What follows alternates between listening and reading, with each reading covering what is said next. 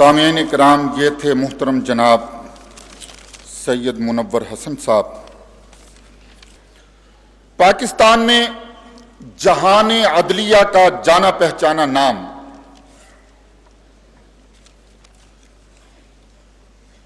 Retired chief justice سید نسیم حسن شاہ صاحب، ان کی خدمت میں درخواست ہے کہ وہ تشریف لائیں، ہمیں یہ بتائیں کہ آئین اور قانون کی روشنی میں پاکستان میں نظام خلافت کی کتنی گنجائش موجود ہے، نظام خلافت کے قائم ہونے کے بعد خلافت کا آئینی اور قانونی نظام کس قسم کا ہوگا۔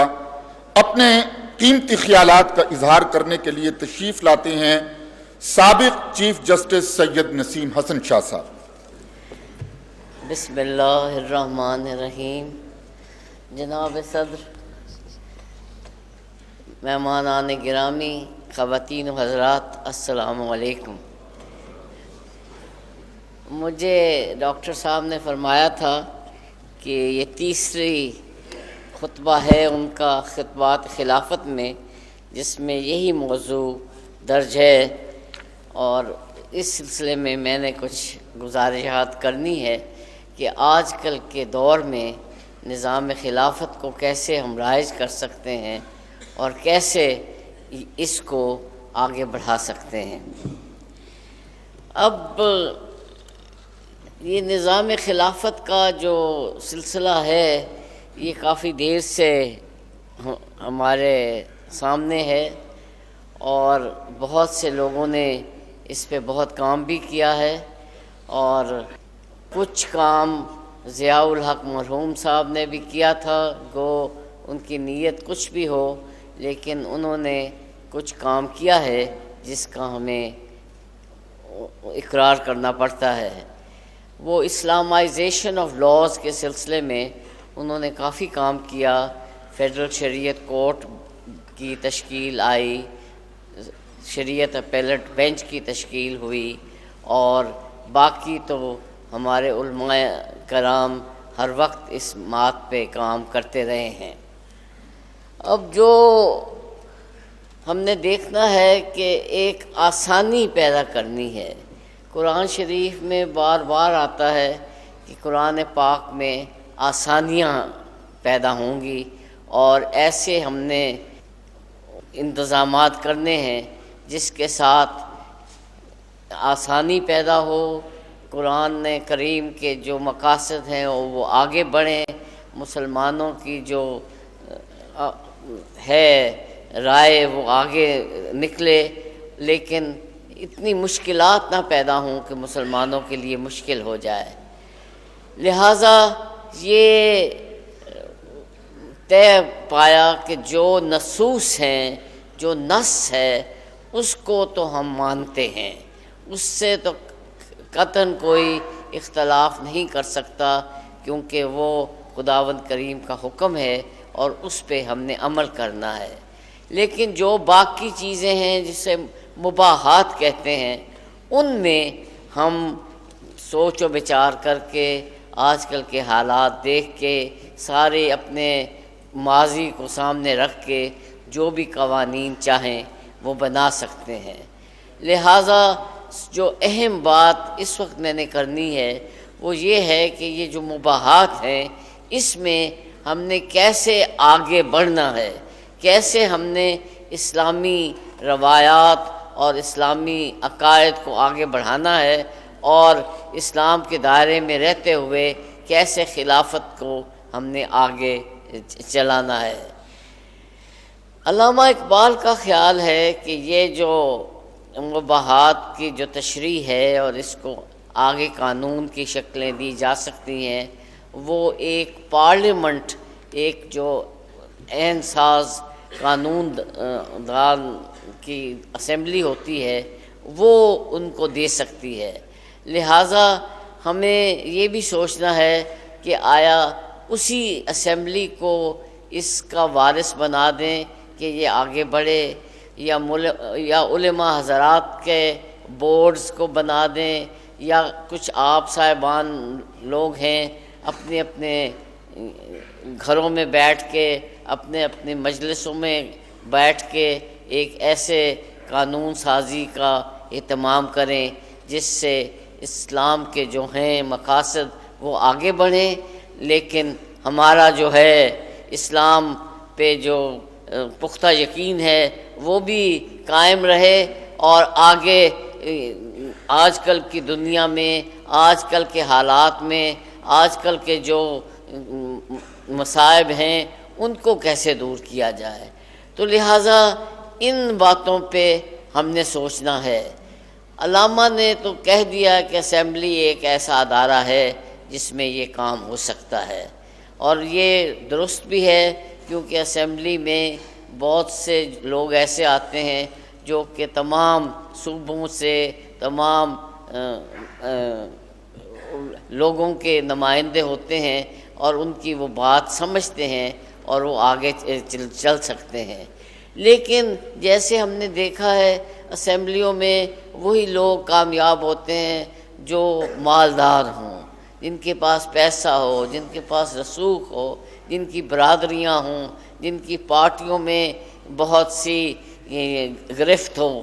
تو مگر یہ جو لوگ، ہم جیسے لوگ جو کہ پڑھے لکھے سمجھتے ہیں اپنے آپ کو، آپ جیسے لوگ جو کہ قرآن کریم کا ہر وقت ملاحظہ کرتے رہتے ہیں اور سوچتے رہتے ہیں، ان کے لیے اس اسمبلیوں میں آنے کی بہت کم موقع ملتے ہیں، اور لہٰذا آپ کی رائے سے لوگ محروم ہو جائیں گے۔ لہٰذا ہمیں ایک ملا جلا سا انتظام کرنا پڑے گا، اسمبلیوں کو بھی بیچ میں شامل کرنا پڑے گا، علماء حضرات کی مجالس ہیں ان کو بھی شامل کرنا پڑے گا۔ آج ہمارے اتنے بزرگ آئے ہوئے ہیں ساری دنیا سے، انہوں نے جو باتیں کی ہیں ان کو بھی مد نظر رکھنا پڑے گا، ان کو سب کو ایک یکمشت کر کے ہمیں آگے بڑھانا ہے۔ ہم نے اسلام کے جو قوانین ہیں ان کے خلاف کوئی قدم نہیں اٹھا سکتے۔ جہاں نصوص ہے، نص ہے جس میں یہ قرآن کریم کا حکم ہے کہ اس فعل کی سزا یہ ہے، اس کام کے بدلے ہم نے یہ کرنا ہے، وہ تو ہم نے ماننا ہے، اس پہ ہم نے کوئی اختلاف نہیں کرنا۔ لیکن جو مباحات ہیں، جو فری، جو راستہ بھی خالی ہے، جس کے بارے میں ہم سوچ سمجھ کے آگے بڑھا سکتے ہیں، اس میں ہم نے کام کرنا ہے۔ تو لہٰذا ایک طریقہ تو میں یہ سمجھتا ہوں کہ ایک ایسے ادارے ہم بنائیں جو کہ یہ جو مباحات ہیں ان پہ کام کریں، اور ان پہ ایسے قوانین اور ایسے رولز ایسے وضع کریں جس سے ہمارا اسلام کے مقاصد بھی آگے بڑھیں، اور کوئی نئی جو پود ہے اور نئی قوم ہے اور نئے حالات ہیں ان کو بھی مد نظر رکھا جائے۔ تو لہٰذا ایک تو میرا یہ آپ سے تجویز ہے کہ آپ نصوص کو رکھ کے بالائے اس پختہ رکھ کے باقی چیزوں کے اوپر آپ کا کام کریں۔ اس کے بعد ہم نے دیکھنا ہے کہ یہ کیسے آگے بڑھایا جائے۔ اب میں نے کچھ یہاں سے نوٹ بھی کیا ہے، کچھ میں آپ کو پڑھ کے بھی سناؤں گا کہ انتخابات کے ذریعے اولو الامر کا تقرر جو ہے وہ بڑا ضروری ہے۔ قانونی اور دستوری حقوق کے اعتبار سے تمام مسلمان برابر ہیں، البتہ ذمہ داریاں سپرد کرتے وقت شہریوں کے علم و عمل کے لحاظ سے ان کے مابین امتیاز کیا جا سکتا ہے۔ تو لہٰذا یہ جب ہم کہتے ہیں کہ سب مسلمان ایک ہیں، برابر ہیں، وہ اپنی جگہ پہ درست ہے، لیکن یہ ذمہ داریاں سپرد کرتے وقت شہریوں کا علم و عمل کو لحاظ سے رکھ کے ان کو دیا جا سکتا ہے۔ جو ایم اے پاس ہے، جو پی ایچ ڈی ہے، جو قانون کا ماہر ہے، اسے کچھ اور دیکھنی چاہیے، نوکری دینی چاہیے اور ذمہ داری دینی چاہیے۔ جو مزدور ہے، جو کاشتکار ہے، جو ریڑھی چلاتا ہے وہ بھی مسلمان ایک دوسرے کے بھائی ہیں، ایک دوسرے کے ہر لحاظ سے برابر ہیں، ان کے ووٹ برابر ہیں، مگر ذمہ داریاں جو ہیں ان کی الگ الگ ہیں۔ اس کو وہی کام دینا چاہیے جو کہ وہ کر سکتا ہے اور جس کا اس کو کرنے کا شعور حاصل ہے۔ لہٰذا جب ہم اولو الامر کو کہتے ہیں کہ وہ اس کی ہم نے بات ماننی ہے، وہ حاکم ہے، وہ ملک کا سردار ہے، تو اس کا اولو الامر کا جو تقرر ہے وہ ہم نے مل جل کے ضرور کرنا ہے، لیکن ہم نے دیکھنا ہے کہ ایسے شخص کو اپنا حاکم بنائیں جو کہ ذمہ داریاں جو اتنی مشکل ہیں ان کو آگے بڑھا سکے۔ اور پھر کتاب و سنت کی بالادستی کی عملی صورت بھی بہت ضروری ہے۔ اللہ کی اطاعت اور رسول کی اطاعت تو مستقل اور غیر مشروط ہے، لہٰذا اس کو ہر وقت ہم نے اپنے سامنے رکھنا ہے۔ اس میں کوئی ایسی بات نہیں کرنی جس میں خداوند تعالیٰ کے احکامات جو ہیں ان کو کسی صورت بھی یعنی ٹھیس پہنچ سکے۔ اب اعتصابی نظام کا بھی ہمیں بہت ضروری ہے کہ یہ جو ہے چیکس اینڈ بیلنسز ضروری ہیں۔ ایک کو آپ اتنا اختیار دے دیتے ہیں کہ وہ ملک کو بیچ سکتا ہے، ملک آگے بہت اہم فیصلہ لے سکتا ہے، لیکن اس کو کوئی ایسی رکاوٹ نہیں کہ اسے ہم روک سکیں کہ کوئی ایسا فیصلہ لینے سے پہلے وہ سب سے مشورہ کرے، سب سے پوچھے، سب سے ان کے ساتھ گفت و شنید کر کے آگے بڑھے۔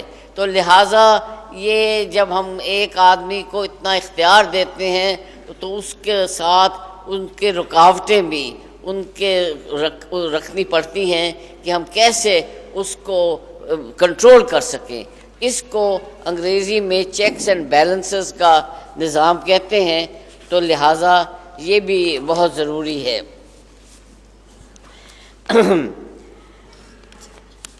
اب یہ ایک اور پابندیاں جو اسلام میں ہیں وہ یہ ہے کہ کوئی غیر مسلم خلیفہ نہیں بن سکتا۔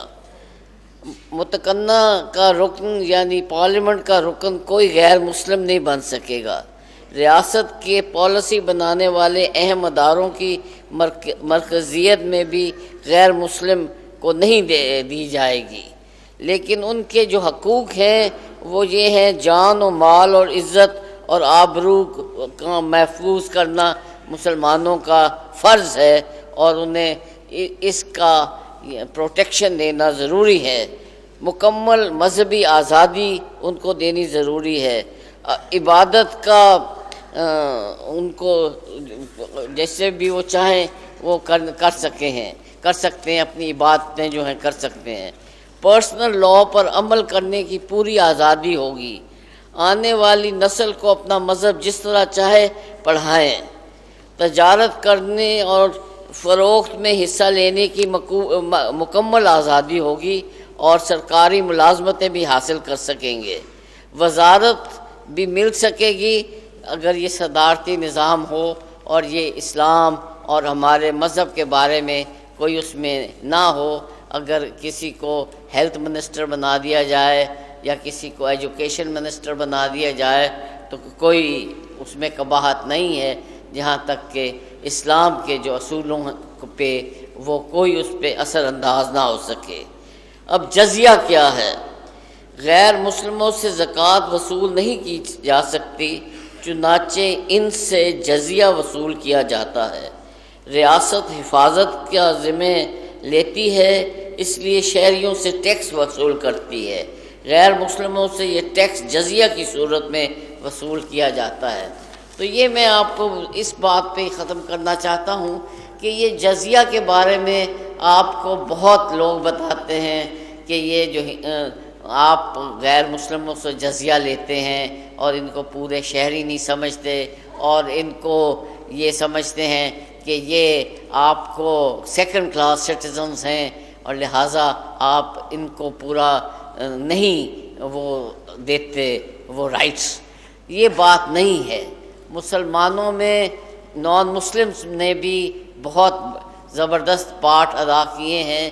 تاریخ میں ایسے ہیں موجود ہیں واقعہ جہاں کے غیر مسلموں نے بھی مسلمانوں کے ساتھ لڑائیوں میں مدد کی، مگر زیادہ جو ذمہ داری ہے مسلمان کی ایک غیر مسلم کی حفاظت کرنے کی وہ مسلمان کے اوپر ہے. اور اگر مسلمان کے اوپر ہے تو وہ یہ اپنی جان، اپنی مال، اپنا سارا کچھ فدا کرتا ہے اس کو جزیہ کا دینے کے لیے. تو لہٰذا جزیہ نہیں مطلب اپنے ان کو بچانے کے لیے تو ان سے کوئی ٹیکس بھی وصول کر سکتا ہے. لہٰذا یہ جو جزیہ ہے یہ ایک پروٹیکشن کا ٹیکس ہے، یہ کوئی غیر مسلم کو غیر سیکنڈ کلاس سٹیزن بنانے کا کوئی صورت نہیں ہے.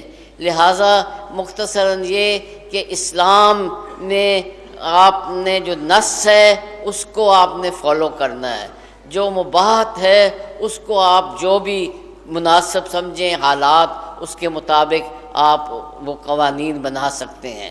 غیر مسلموں کو آپ نے پوری پروٹیکشن دینی ہے. جو مسلمان ہیں ان کو آپ نے ایک بالکل برابر سمجھنا ہے، لیکن ان کی ذمہ داریاں ان کی اہلیت کے مطابق دیں گے. اگر ایسا ہم نظام کو فالو کریں تو انشاءاللہ کوئی وجہ نہیں کہ پاکستان اور دیگر اسلامی ممالک ہیں وہ کیوں نہیں ایسے ملک بن سکتے جس سے ہم سب فخر کر سکیں. بہت بہت شکریہ. حضرات گرامی، بیک وقت دو تحریکوں سے تعلق رکھنے والے تحریک آزادی کے سرگرم کارکن، تحریک پاکستان کے فعال رہنما حضرت مولانا عبدالستار خان نیازی صاحب، جو ہماری اس نشست کے مہمان خصوصی بھی ہیں، جو مسلم لیگ میں گئے تو نظام خلافت کے لیے، مسلم لیگ میں رہے تو انہوں نے خلافت کا ایک دستور بنا کر مسلم لیگ کے سامنے رکھا، اور جب وہاں سے واپس آئے تو ان کے آنے کے جو بہت سے اسباب تھے ان میں ایک نمایاں سبب یہ تھا کہ یہ پاکستان نظام خلافت کے لیے بنا تھا. یہ بزرگ رہنما کہ پاکستان کی 55 سالہ تاریخ میں کم از کم جو لوگ ہم لوگ ہیں وہ ان کی دینی جد و جہد پر ہم سب شاہد ہیں، ہم سب گواہ ہیں. اللہ رب العزت انہیں صحت کاملہ عطا فرمائے، تا دیر ان کا سایہ ہمارے سروں پر رکھے. اب اپنے قیمتی خیالات کا اظہار کرنے کے لیے تشریف رکھتے ہیں مجاہد اسلام محترم جناب حضرت مولانا عبدالستار خان نیازی صاحب. نصلي ونسلم على رسول الكريم. أعوذ بالله السميع العليم من الشيطان الرجيم. بسم الله الرحمن الرحيم. والذي أرسل رسوله بالهدى ودين الحق ليظهره على الدين كله وكفى بالله شهيدا. محمد رسول الله والذين معه أشداء على الكفار رحماء بينهم تراهم ركعا سجدا يبتغون فضلا من الله ورضوانا. صدق الله مولانا العظيم، صدق رسول النبي الكريم، ونحن على ذلك لمن الشاهدين والشاكرين والحمد لله رب العالمين. حضرات علماء کرام، مشائخ اعظام، قائدین ملت، خواتین و حضرات، السلام علیکم. آپ کے سامنے ڈاکٹر اسرار احمد صاحب مدد اللہ علی نے جس انداز میں تاریخ خلافت پاکستان کا تعارف کرایا ہے، اس تاریخی انداز میں، دینی انداز میں، سیاسی انداز میں پیش کیا ہے، وہ قابل قدر ہے. جس دن سے انہوں نے تاریخ خلافت پاکستان کے متعلق آواز بلند کی، میں ان کی تائید کر رہا ہوں. ویسے میں آپ کو بتانا چاہتا ہوں کہ میں نے 1939 سے جب مسلم پریشد کے بعد صدر تھا، اس وقت قائد اعظم کے سامنے خلافت پاکستان سکیم پیش کی تھی دہلی میں. قائد اعظم نے کہا کہ ایوری سیزر سکیم پر your scheme is very hot. میں نے کہا sir it is hot because it's come out from a hard boiling heart. میں نے کہا کہ ہم نے خیر امت کو تصور دیا ہے اسی کو مطابق پیش کیا ہے. اس کے بعد ہم نے سن 40 میں جب پاکستان کی قرارداد منظور ہوئی تو اسی میں حبیبی حال اسلامی کالج میں خلافت پاکستان کانفرنس بھی کیا ہے. سن 1956 میں خلافت پاکستان کا منشور ہم نے حکومت کو پیش کر دیا اور دستور بھی دیا ہے, اور میں نے میم شین رحمت اللہ علیہ نے مل کے پاکستان کیا ہے, کیسے بنے گا, ہوگا کیا, 250 صفحے کی کتاب بھی لکھی ہے. مجھے خوشی ہے جو جدوجہد میں نے کی حکومت کے سامنے پیش کی, اور حکومت کے اندر جو باتیں آ گئی ہیں 33 علماء نے 22 نکات کے پروگرام دیا, قرارداد مقاصد جو اب آئین کا حصہ بن گئی, اور خود آئین کے اندر جو پرنسپل پالیسی کے اندر یہ ہے کہ پاکستانی مسلمانوں کو شریعت کا پابند بنایا جائے گا. دفعہ 27 کے اندر ہے کوئی قانون پاکستان میں ایسا نہیں بن سکتا ہو جو قرآن و سنت کے خلاف ہوگا. تمام قوانین کو قرآن و سنت کے مطابق ڈھالا جائے گا. اور پھر یہ بھی دفعہ 6 کے اندر ہے آئین کے اندر کوئی شخص آئین کے اندر رد و بدل کرے, ترمیم تصحیح کرے, غداری بغاوت کا مرتکب ہے, اس کا موت ہے. 2 باتیں ایسی بھی ہو چکی ہیں جس سے میں سمجھتا ہوں کہ خلافت پاکستان کے قیام کے لیے حضرت ڈاکٹر صاحب کی جدوجہد انشاءاللہ کامیاب ہوگی. میں انشاءاللہ ان کا پورا ساتھ دوں گا, جدوجہد کروں گا. اس کے اندر یہ لکھا گیا کہ جو اس کی ترمیم و تصحیح کا رد و بدل کرے گا بغاوت مرتکب اس کا موت ہے. سن 54 کے اندر میں نے سارا پیش کیا. اصل بات آپ نے تقاریر سن لی ہیں, ہر پہلو آ چکا ہے, آپ کے سامنے انگریزی مفصل تقریر ہوئی ہے. میں بیان کرنا چاہتا ہوں اصل چیز جس جو نقطہ بیان کرنے کا وہ یہ ہے اس وقت جو مروجہ نظام حکومت ہے جس سے یہ کمیونزم ہے, سوشلزم ہے, ڈیموکریسی ہے, پارلیمانی ڈیموکریسی ہے, یہ سب کچھ موجود ہے. لیکن آج تک حکومت نے جیسے کہ جنرل حمید گل صاحب نے کہا, میں نے بھی کہا جنرل پرویز مشرف صاحب کو یہ نیشنل اسمبلی کے اندر یہ ترمیم منظور ہو چکی ہے. قرآن و سنت کی سپریمیسی کی بالادستی کی سینٹ کے اندر ان کی 2/3 اکثریت نہیں تھی, اس سے وہ اسے نہیں لا سکے. آپ کے پاس اختیار ہے, آئین میں ترمیم کرو اور قرآن و سنت کی بالادستی کا اعلان کرو, اسے تمہیں نجات ہوگی, وگرنہ تم بھی ایسے جاؤ گے جیسے پہلے چلے گئے تھے. میں سمجھتا ہوں کہ یہ جو تصور ہے خلافت پاکستان کا, اس سے ہمارا انقلابی تصور ہے جو نبی صلی اللہ علیہ وسلم نے پیش کیا. میں سمجھتا ہوں آج تک روئے زمین تک ایسا کوئی انقلاب نہیں ہوا. ان اکرمکم عند اللہ اتقاکم, نسل وطن قومیت علاقائت رنگ زمان نسل قومیت کلیسا سلطنت تہذیب رنگ خواجگی نے خوب چن چن کے منائے مسکرات کت بنا نادا خیالی دیوتاؤں کے لیے شکر کی لذت میں لٹوا گیا نقد حیات. یہ مصیبتیں, یہ پریجوڈیسز, ان لعنتوں سے نجات حاصل کرنے کے لیے یہ جو تصور ہے میں سمجھتا ہوں کہ آئین کے اندر سب کو اسلامی نقطہ نگاہ سے پیش کرنا ہوگا.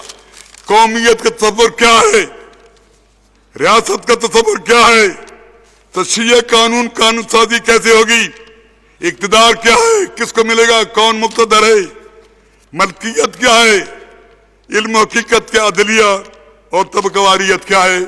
تفصیلات میں نے باقاعدہ آئین کے اندر پیش کر دی ہیں. لیکن اس وقت میں آپ کو بتانا چاہتا ہوں کہ یہ جو پاکستان کا تصور ہے اس کے اندر نبی پاک نے اعلان کیا عربی کو اجمی پر, اجمی کو عربی پر, کالے کو گورے پر, گورے کو کالے پر. کوئی فضیلت نہیں ہے, فضیلت ہے کنم ابنا آدم تراؤ. تو آدم کی اولاد ہو, آدم کو مٹی سے پیدا کیا. پھر آپ نے میدان عرفات میں جو اعلان کیا آپ نے پوچھا عجیب انداز ہے خطاب کا. لوگ آج کون سا دن ہے, سامنے اللہ رسول عالم, اللہ اور رسول جانتا ہوں یہ حج کا دن نہیں ہے. ہاں حضور حج کا دن ہے. مہینہ کون سا ہے؟ پھر وہ اللہ اور رسول عالم فرما کہ یہ حج کا مہینہ نہیں ہے. ہاں حضور حج کا مہینہ ہے. یہ حرمت کا شہر مکہ نہیں ہاں ہے. پھر کیا کہو اس پہ؟ ان دماءکم اموالکم اعراضکم انفسکم علیکم حرام حرمت فی یومکم ھذا فی شہرکم ھذا بلدکم ھذا. تمہارے جانیں، تمہارے مال، تمہارے خون ایک دوسرے کے لیے ایسے واجب الاحترام ہیں جیسے کہ تمہارے آج کا حج کا دن واجب الاحترام ہے. مہینہ واجب الاحترام ہے، مکہ واجب الاحترام ہے. یہ انقلابی اعلان نبی پاک کا عزت آبرو کا تحفظ، یہ بھی نبی کی ارشاد ہے کہ الخلق علی عیال اللہ. یہ پہلا سبق تھا کتاب خدا کا کہ ساری مخلوق کنبہ خدا کا. آپ نے اس انداز میں جان مرض آبرو کے تحفظ کا اعلان کیا. اس انداز میں اخوت حریت مساوات کا اعلان کیا. اور اس انداز میں فرمایا تمام انسان بھائی بھائی ہیں. یہ انقلابی اعلان ہے. یہ خلافت اس کی ترجمان ہے.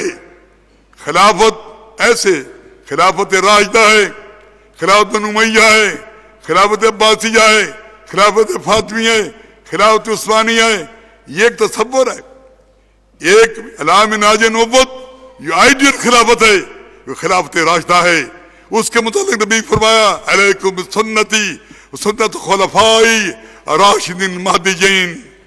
میری سنت کی اتباع پر فرض ہے، خلفاء راشدین پر فرض ہے. اور پھر جو مہدی ہیں اور ہادی ہیں، ہدایت یافتہ ہیں. اس کے بعد نظام آتے رہے، اچھے لوگ بھی پیدا ہوتے رہتے. جس طریقے بھی ڈیموکریسی موجود ہیں، کوئی آئیڈیا ڈیموکریسی، ایک بھارت کی ڈیموکریسی ہے، ایک دوسری ڈیموکریسی ہے. ان کا تصور نہیں ہے قومیت اور نسلیت کا کہ آج بوسنی ہرزیگووینا کے اندر جس طرح قتل عام ہوا، جتنے تو لوٹی گئی، 50,000 عورتوں کے ساتھ بل جبر کیا گیا، حرامی بچے عیسائی بنا لیے گئے. کوسوو کے اندر، چچڑ کے اندر، عراق کے اندر کچھ ہو رہا ہے. یہ لانتی، یہ جارحانہ حکومت کے نظام ہے. اور یہ مقتدر امریکہ اور یورپ اور سب لوگ آج کیا ہے؟ ان کو تو یہ خطرہ ہے کہ ہم لوگوں نے پلیتیت کو، ہومو سیکشولیٹی کو باقاعدہ قانون بنا دیا. انگلستان کے اندر قانون پیسہ بنا دیا گیا ہے کہ مرد سے شادی کر سکتا ہے، عورت سے شادی کرتی ہے. اور خود بالکل جیسے کہا کہ فوجی سے بدکاری کوئی حرج نہیں ہے. اور اس وقت ہزاروں عورتیں نیو یارک کے اندر موجود ہیں، حرامی بچے ان کے موجود ہیں، باپ گن کو نہیں بتا. یہ پلیت لوگ جنہوں نے کہ انسانیت کو تباہ کیا اور افغانستان کے اندر جھوٹے الزام لگا کے وہاں کوئی تشدد نہیں ہے، کوئی دہشت گردی نہیں ہے. 95% علاقوں وہاں فاتح بن گئے ہیں. اس کے باوجود آج ہم سید مسعود کو بھارتی امداد دے رہے ہیں. کیوں دے رہے ہو؟ کیوں نہیں تسلیم کرتے اس کو؟ آج یہ کہہ دیا کہ تم سامان کیوں؟ وہ سامان کیوں چیز ثابت کرو، اس جرم ثابت کرو. ایسے کیوں ثابت کر دے؟ قرآن میں آیا ہے کوئی آدمی ایک شخص کو بچاتا ہے، ساری کائنات کو بچاتا ہے. ایک کو مارتا ہے، سب کو مارتا ہے. اگر طالبان سامان نہیں دیتے کیوں دے تمہیں؟ اور پھر کل تو تم افغانستان کی امداد کے لیے کھڑے تھے، کل تم نے ان کی تائید کی روس کے خلاف. آج تم دونوں چور، دونوں بدماش اکٹھے ہو گئے ہو اور آج افغانستان کو تباہ کرنا چاہتے ہو. پھر تم افغانستان کی تباہی پاکستان پر 8,000 ایک دن میں آ گئے. ابھی آ رہے ہیں، مہاجر آ رہے ہیں تباہ کر. پھر ایران کو تباہ کرنا چاہتے ہیں، علیہ تباہ کر رہے. ہر چوتھا مسلمان روئے زمین پہ، چوتھا انسان مسلمان ہے. 1.25 کروڑ روئے زمین پر مسلمان موجود ہیں. 56 ہماری حکومتیں، لیکن حکومتوں کے اندر بھی نہ افغان نہ ترکو تتارم چمن زادم ازک شاخسارم تمیز رنگبو برما حرامست کہ ماں پرورد یک نہ بہاریں. سیدنا صدیق اکبر نے پہلے خطبہ خلافت میں جو اعلان کیا وہی ہمارا ڈاکٹر صاحب کا ہمارا وہی عنوان ہے. ایھا الناس انی قد ولیت علیکم لست بخیرکم ان امرتکم بکتاب اللہ و سنت نبی فاتبعونی فإن زغت فکذبونی. اے لوگو، تم نے مجھے اپنا والی بنا دیا ہے، مجھے تم پر کوئی قانونی ترجیح نہیں ہے. لیکن کہا کہ اگر میں کتاب و سنت کے مطابق چلوں میری تابعداری کرو، اگر ہٹوں تو مجھے سیدھا کر دو، ہٹا دو۔ پھر یہ اور انقلابی اعلان کیا، ان اقواکم اندی ضعیفن اضعفکم اندی کبھی، بڑا کہتا ہے طاقتور ہوں، فن خان ہوں، وہ طاقتور میں نزدیک طاقتور نہیں ہے، کمزور ہے، اس کے دماغ کا خنداس میں نکالوں گا، جو کمزور ہے مسکین ہے اس میں کھڑا ہوں، ضعیف اگر نظر پڑے رسول کا جمال بن، کبھی اگر ہو سامنے تو کارے ذوالجلال بن، خدا کے آگے سر جھکاؤ کہ سرکشوں کا سر جھکے، قضا ستم گروں کی ہو ستم زدوں کی ڈھال بن، وطن کے ساتھ دین بھی گر عزیز ہے تجھے، یہ بن گیا ہے پہلوی تو ساتھ ہی بلال بن۔ یہ بھی فرمایا صدق امانتن والکذب خیانتن، سچائی امانت ہے، جھوٹ خیانت ہے، الصدق جنجی والکذب جہلک، سچا کامیاب ہوتا ہے، جھوٹا برباد ہوتا ہے۔ یہ بھی فرمایا نبی پاک صلی اللہ علیہ وسلم نے تمہارے پاس جہاد فرض کر دیا گیا ہے، تا قیامت کر دیا گیا ہے، جو شخص جہاد شروع کر دینے کا منافق ہے، وہ گندا ہے، پلیت ہے۔ میں سمجھتا ہوں یہ انقلابی تصور، یہ جتنے نظام موجود ہیں، یہ پارلیمنٹ ڈیموکریسی ہے، سب جو ہے ان کو ختم کر کے میان امتاں والا مقامات، کیا امت دو گیتی را امام است، نیاسا دلش اضافرینش خواب و خستگی پرو حرام است۔ یہ خلافت کا نظام کل کائنات کے لیے رحمت ہے۔ نبی پاک صلی اللہ علیہ وسلم نے وہاں پر کہیں خطہ حجت الوداع کے فتق اللہ فی النساء، خواتین کے متعلق ان کا خیال رکھو۔ قرآن کیا انقلابی اعلان کرتا ہے، ہن لباس لکم انتم لباس لہن۔ یہ مائیں بیٹیاں بیویاں مائیں تمہارے لیے عزت ہے، وقار ہیں، تم ان کے وقار ہو، لہن ولہن مثل علیہن، ان پر تمہارے حقوق ہے، تمہارے ان کا حقوق ہے۔ میں نے دیکھا پچھلے دنوں میں آیا تھا، ایک امریکن رائٹر کہتا ہے کہ نبی اکوام محمد مصطفیٰ نے خواتین کو پردے میں رکھ کر عزت دے کر ان کی عزت آبرو کا تحفظ کیا ہے۔ میں چاہتا ہوں کسی نظام کو بلایا جائے۔ اور یہ بھی میں نے دیکھا ہے ورلڈ نے 3 ہسٹورین فلاسفر پیدا کیا ہے۔ پہلے ابن خلدون ہے، اس کا مقدمہ بڑی کام کی چیز ہے۔ دوسرا شپیگلر ہے، آرنلڈ ٹائنبی ہے۔ ٹائنبی نے ورلڈ ہسٹری لکھی ہے۔ 2 باتیں اس کی قابل قدر ہیں۔ اس نے کہا کہ اخوت برادرہڈ، انسانوں کے اندر محبت اور اخوت اسلام نے دیا ہے۔ افسوس ہے کہ مسلمانوں کی آندھی آدمی ہٹ گئے۔ اور پھر کہا ہے 2 فتنے ہیں انسانیت درپیش ہیں۔ ایک فتنہ یہ ہے نسل، وطن، قومیت، علاقیت، رنگ، زبان کے تعصبات کو کیسے دور کیا جائے۔ I tried my level best, find an answer, couldn't find an answer۔ پھر کہتا ہے کہ غریب مسکین کو underdog and downtrodden اس کا جو اٹھایا جاؤ، اس کا بھی جواب نہیں ملا۔ اس کا بھی جواب ملا but my religious fanaticism did not allow me the truth۔ سچ کہنے سے میرے تصور نے روکا۔ Ultimately truth bubble out۔ I am compelled to express is world accepts Prophet Muhammad, peace be upon him, as its leader, it can solve both the problems۔ فرمایا کہ بلال حبشی ہے، کالے رنگ کا ہے، زبان، نسل، قومی علاقے حدود کا کچھ نہیں لگتا، لیکن جب اسلام قبول کرتا ہے سردار بن جاتا ہے۔ سلمان فارسی، اس کا باپ مجوسی ہے، آتش پرست ہے۔ اسے کسی نے پوچھا سلمان تیرے باپ کا نام کیا؟ انہوں نے کہا میرے باپ کا نام پوچھ، میرا باپ اسلام ہے۔ فارغ بابو امام باز، ہم تو سلمان زادہ اسلام باز۔ میں نے دیکھا ہے سلمان پارک پہ جا کر ان کے مزار پر گیا ہوں، ایک بہت بڑی مسجد ہے، مسجد کی گیٹ پہ لکھا ہے سلمان منا اہل البیت۔ نبی کی حدیث لکھی ہے سلمان ہمارا ہے، ہمارا بیت ہے۔ میں نے ان کے مزار پر پڑھا سلمان بحر لا ينضب وکنز لا ينضب۔ سلمان ایک سمندر ہے جو سکتا نہیں، خزانہ ہے جو مکتا نہیں۔ یہ سلمان فارسی۔ صہیب روزی نے جو مال کمایا، کہا کہ چھوڑ جاؤ، ہجرت کر جاؤ، میں لے لو تم، کوئی مال کی ضرورت نہیں۔ पाकिस्तान भी कहता है कि गरीबों को नबी ने उठाया तो सबक करो, फिर का यही बात कहता है। नबी पाक ने मदीना मुनव्वरा में लोगों को खाने बुलाया, सब लोग आए, एक मफसूद भी आ गया, हाथ उसका खाने तक नहीं पहुंचता था, पहुंच जाए तो लुक़मा बना के नहीं ला सकता था। अचानक रहमत कायनात की निगाह पड़ गई, आप दौड़ कर गए, उसको गोद में बिठा दिया, लुक़मा बना के मुंह में देते थे। टैन भी कहता है गरीब मस्कीन तब ऊंचा होगा जब सदर मुबारक जमीन पे आके बैठ जाएगा।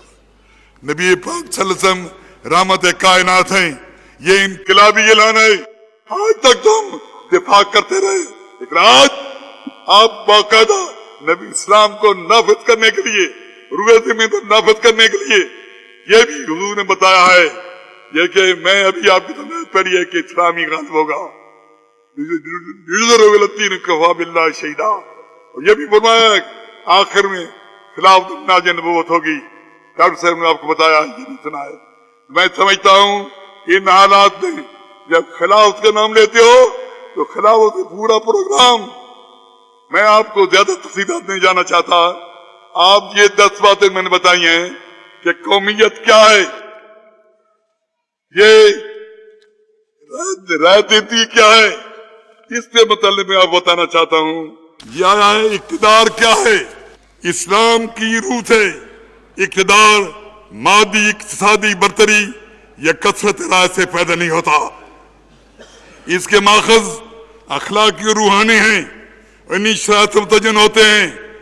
हक राय दहिंदी से मुतल्लिक़ कुरान की बात बयान हो चुके हैं। फिर हकीकत राय दहिंदगी शराइत इक़्तिदार की तख्लीक और इस्तेमाल के माखज़ और तरीक़ाकार को मुतजन करने की सिफात में शामिल हैं। वही शख्स कि दूसरे अफराद पर हुक्म चलाने का मजाज है, ये सबसे अतका, ये मुत्तकी आलम ज्यादा आलम है, हाकिम मुतलक मालिक मुतलक अल्लाह है, इसलिए इक़्तिदार सिफत रब्बानी है। आपके इस मकाले को हम शाये कर देंगे रब्बानी, और इस वक्त इक़्तिदार को तस्लीम किया जाएगा। मुखलसाना तौर पर अहकाम इलाही की पाबंदी का ऐलान हो, पहले से यह अहकाम बदरिया इजमा कानूनी हैसियत हासिल कर चुके हों। मुत्तकी आलिम हज़रात की कसरियत जिस फैसले पर इत्तेफाक कर चुकी हो और जिसके लिए मुफ्ती की कानूनी अदालत से बाज़ाब्ता फतवा और काजी की वाक़ियाती अदालत से बाज़ाब्ता फैसला मौजूद हो, खिलाफ कानून इक़्तिदार को फिरौन की मिसाल में काबिल मज़म्मत करार दिया गया है। मैंने ये कहा है, we believe agency in sovereignty trusteeship wealth, हाकिमियत में हम नियाबत मानते हैं, दौलत में अमानत मानते हैं। यही दौलत का तस्वर है मिल्कियत का। इस्लाम में गैर मुतमाकुल लामादूद मिल्कियत मुतलका कोई तस्वर मौजूद नहीं। हत्ता किसी शख्स को अपनी जात और जिस्म पर भी इख्तियार हासिल नहीं। कोई शख्स अपना जिस्म नाजायज मकासद के लिए फरोख्त नहीं कर सकता, न ही उसे खुदकुशी की वो इजाजत है। मालिक मुतलक अल्लाह है। तमाम मनकूला और गैर मनकूला जायदाद असूली तौर पर अल्लाह की मिल्कियत से बहैसियत अल्लाह के नायब और खलीफा शरी कवानी हुजूर खातम नबी सल्लल्लाहु अलैहि वसल्लम ने सादर फरमाए हैं। तमाम जायदाद मनकूला गैर मनकूला नियाबतन हुजूर सल्लल्लाहु अलैहि वसल्लम की सबूत कर दी गई है। उम्मत इज्तिमाई तौर पर हुजूर खातम नबी सल्लल्लाहु अलैहि वसल्लम की तरफ से अमीन है। बिना अपनी जायदाद का इस्तेमाल हुजूर खातम नबी सल्लल्लाहु अलैहि वसल्लम की शरीयत के मनाफी नाजायज होगा। इस्लाम की सक मिल्कियत को जायज करा दिया है। हक तबादला, हक इक्तिसाब, हक इस्तेमाल, हक सरफ है, वो भी मतान लाहीन है, यानी ताइन हयात है। जो हक शरी विरासत की रूह से साबित उमूर उसका मंतमिल है। हक के इस्तेमाल के लिए मिकदार, मुद्दत और शक्ल के मुताबिक वाज़ेह कवानीन के अंदर मुद्दत किए गए हैं। मैं समझता हूँ यहाँ ये आखिरी अल्फाज हैं कि 6 मुस्बित असूल, ये कतियत फरामीन किताब कुरान हुकुम कती है, खत्मियत अहकाम रिसालत आख हुकुम आखिरी है, तबस्सुल मिनहाज खिलाफत के कुरान और सुन्नत के तशरीह करते हुए निज़ाम हुजूर का तबस्सुल मिनहाज खिलाफत है। फिर है इताअत मसलक इज्मा है, कंसेंसस है, इताअत फतवा फैसला है, तमस्सुक की मिसाल बैत है। और फिर हमने इस पे नहीं छोड़ा, یہ غیر مسلم حقوق کی بات کرتے ہیں. ہم نے 5 مستقل چیمبر بتائے، باقاعدہ چیمبر ہوں جس میں ایوان سیاست ہے. ایوان سیاست یہ ہے کہ جو لوگوں کو تعلیم دے، جو سیاستدان ہیں لوگوں کو تربیت دیں. ایوان شریعت ہے، شریعت کے نفاذ کی لوگوں کو تیار کریں. پھر ایوان امانت ہے، یہ امانت ہے بددیانتی کو ختم کریں. پھر ایوان فضیلت ہے، ایجوکیشن چیمبر ہے. ایوان عسکریت ہے، لوگوں کو جنگی طور پر تیار کریں. اور 2 ضمنی ایوان ہیں. ایوان نسائیت ہے، یہاں کے چند عورتوں کو رکھ دو، کیا ہے مستقل ایوان ہے ایوان نسائیت کا. وہ فیصلے کریں گی، ہیلپ پیمانے کریں گی اور مستقل ایوانات کے سامنے سفارشات پیش کریں گی. ایوان رفاقت ہے، غیر مسلم کے لیے ہے. یہ بھی بتایا ڈاکٹر جج صاحب نے کہ جزیہ یعنی جو غیر مسلم جنگ میں حصہ لیتا ہے، شامل ہوتا ہے، اس میں جزیہ نہیں ہے. جزیہ کیا ہے؟ اس کی کوئی حیثیت نہیں ہے، وہ تحفظ کے لیے ہے. میں سمجھتا ہوں یہ جو انداز بیان ہے یہ ڈاکٹر صاحب کہ میں بہت مشکور ہوں. جو جدوجہد میں نے کی ہے میں اس پہ قائم و دائم ہوں. میں نے جو نواز شریف سے معاہدہ کیا تو پہلی بات یہ کی میں نے کہ دیکھو قرآن سنت کی بالادستی. نمبر 2 خلافت راشٹر کا نظام ہوگا. تیسرا یہ کہ سودی معیشت کو ختم کرو گے. میں سپریم کورٹ میں گیا ہوں باقاعدہ یعنی سودی معیشت کے خلاف اللہ کے فضل کرم سے پاس ہو چکا ہے. اس لیے میں سمجھتا ہوں بحالات موجودہ ہم خلافت پاکستان میں پاکستان کے آئین کو ایک انقلابی آئین کے طور پر پیش کرتے ہوئے ساری کائنات کا نظام لائیں گے. اللہ تعالی ہم کو کامیاب کرے، ڈاکٹروں سے کامیاب کرے، آپ کو جزائے خیر دے. ہمارے تمام حاضرین سے میری درخواست ہے کہ سب ہم مل کر جدوجہد خلافت پاکستان کی کرو. نظام بدلنا ہے تو میں بدلو، نظام میں کشی بدلو، وگرنہ جام مہینہ کے بدل جانے سے کیا ہوگا. پورا نام اللہ کامل جزاکم اللہ. اب تشریف لاتے ہیں محترم جناب عبدالرزاق صاحب، تحریک خلافت پاکستان کے ناظم اعلیٰ چند قراردادیں آپ کے سامنے پیش کریں گے. بسم اللہ الرحمن الرحیم. 3 قراردادیں ہیں جو اس وقت آپ حضرات کے سامنے پیش کر رہا ہوں. سب سے پہلی قرارداد فلسطینیوں پر اسرائیل کے غیر انسانی مظالم کے حوالے سے ہے. تحریک خلافت پاکستان کے زیر اہتمام انٹرنیشنل خلافت کانفرنس کا یہ عظیم الشان اور نمائندہ اجتماع مطالبہ کرتا ہے کہ اسرائیل نہتھے فلسطینی عوام پر ڈھائے جانے والے غیر انسانی اور وحشیانہ تشدد کا سلسلہ بند کر کے تمام مقبوضہ عرب علاقے خالی کر دے تاکہ فلسطینی عوام کو ان کے جائز حقوق مل سکیں. یہ اجتماع اقوام متحدہ سمیت تمام انصاف پسند ممالک سے بھی مطالبہ کرتا ہے کہ عالمی برادری اسرائیل کو مجبور کرے کہ وہ فلسطینی عوام پر ظلم و تشدد کی موجودہ پالیسی کو فی الفور ختم کرے. کانفرنس کے شرکاء نے اقوام متحدہ کو خبردار کرتے ہوئے کہا کہ اگر عالمی ادارے نے مشرق وسطیٰ میں قیام امن کے لیے اپنا کردار ادا نہ کیا اور اسرائیل نے اپنی ظالمانہ پالیسی جاری رکھی تو مشرق وسطیٰ کا علاقہ کسی بھی وقت خوفناک اور تباہ کن تیسری عالمی جنگ کا پیش خیمہ بن سکتا ہے. یہ قرارداد ہے جو آپ کے سامنے پیش کی گئی ہے. آپ حضرات اسے منظور کرتے ہیں. دوسری قرارداد یہ امارت اسلامی افغانستان پر اقوام متحدہ کی جانب سے عائد شدہ اقتصادی پابندیوں کے حوالے سے ہے. تحریک خلافت پاکستان کے زیر اہتمام ایوان اقبال لاہور میں انٹرنیشنل خلافت کانفرنس کا عظیم اور نمائندہ اجتماع اقوام متحدہ کی طرف سے افغانستان پر اقتصادی پابندیاں نافذ کرنے کے فیصلے کی شدید مذمت کرتا ہے اور اقوام متحدہ سے مطالبہ کرتا ہے کہ وہ افغانستان پر لگائی جانے والی پابندیوں کی قرارداد کو واپس لے کر تباہ حال افغان عوام کی مدد کرے. کانفرنس کے شرکاء تمام اسلامی ممالک اور دنیا کے انصاف پسند اور انسانی حقوق کی پاسداری کے لیے کام کرنے والے ممالک سے بھی مطالبہ کرتا ہے کہ طالبان حکومت کو افغانستان کی جائز اور نمائندہ حکومت تسلیم کیا جائے کہ جن کی حکومت افغانستان کے 95% رقبے پر محیط ہے اور وہاں طالبان کی حکومت نے مکمل امن و امان قائم کیا ہے۔ خلافت کانفرنس کے شرکاء حکومت پاکستان سے بھی مطالبہ کرتے ہیں کہ وہ ماضی کی طرح افغان عوام کی تائید و حمایت کے حوالے سے کسی بیرونی دباؤ کو قبول نہ کرے۔ یہ اجتماع امت مسلمہ کے صاحب ثروت افراد سے بھی اپیل کرتا ہے کہ وہ مشکل کی اس گھڑی میں افغانستان کے مسلم عوام کی دل کھول کر مالی معاونت کریں۔ یہ دوسری قرارداد ہے، آپ کو منظور ہے۔ اور تیسری اور آخری قرارداد جو ہے وہ مسلمانان پاکستان کا یہ عظیم اجتماع حکومت پاکستان سے مطالبہ کرتا ہے کہ پاکستان کے جملہ قوانین کو شریعت اسلامی سے ہم آہنگ کرنے کے لیے نمبر 1 فیڈرل شریعت کوڈ کے دائرہ کار پر عائد تحدیدات ختم کر دی جائیں۔ نمبر 2 فیڈرل شریعت کورٹ اور سپریم کورٹ کے شریعت اپیلیٹ بینچ کے جج حضرات کی تعداد میں اضافہ کیا جائے اور ان کی شرائط ملازمت کو ہائی کورٹ اور سپریم کورٹ کے جج حضرات کے مساوی کیا جائے۔ بیرونی اور اندرونی ہر سطح پر سود کی وصولی اور ادائیگی کا سلسلہ فی الفور ختم کر دیا جائے اور آئندہ بینکاری کے لیے اب تک کی پیش شدہ متبادل اسکیموں میں سے کسی ایک کو جلد از جلد نافذ کر دیا جائے۔